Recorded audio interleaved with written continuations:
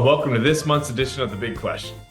This month's question is a nuanced one, as I feel like for those advisors who are offering a truly holistic approach to financial planning, you could take this in many different directions. But this month's big question is, where do you add the most value? Is it estate planning, tax planning, financial planning? Or is it working with friends and family to ensure all who are important to the client are well taken care of? Or perhaps it's our overall competency as certified financial planners. Is it that? It is in fact none of those. All important, yes, but most valuable?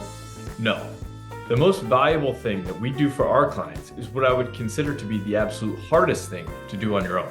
That is to maintain your investment strategy and your approach through the various market cycles and the various ups and downs we will experience over time. Now, at times, this means buying more of your worst performing assets, often when things seem bleakest and it seemingly makes the least amount of sense. And at times, this means selling some of your best performing asset when it's in the midst of doing exceptionally well. And sometimes this means doing nothing more than staying the course, which in those moments might be the exact hardest thing to do. So how do we do this? What provides us with the confidence to help make these very difficult decisions on behalf of our clients? History.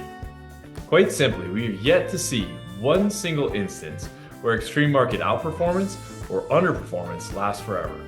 But even with that understanding, which I would argue is fully understood and accepted public knowledge, it seems very few people are able to do this on their own. Instead, it often looks something like this. XYZ company is up 1,000% in the last year, we should buy it. Oh no, now XYZ is down 20% just a few short months after we bought it, we should sell.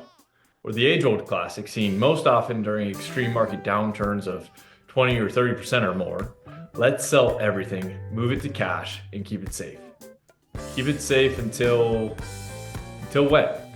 That's the whole point. How would you ever be able to predict all of this? Shoot, why would you even try? You'd drive yourself crazy. And by the way, this is not to discount the importance of a sound investment strategy as part of this.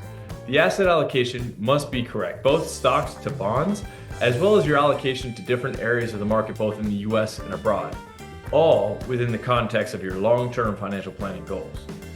I can't tell you how many times that we've had a first call with someone who, until that point, has had no real strategy, or has been bouncing between this strategy and that strategy, trying this and that, or has traded between being in all cash and being invested too aggressively, especially for what they personally can handle emotionally.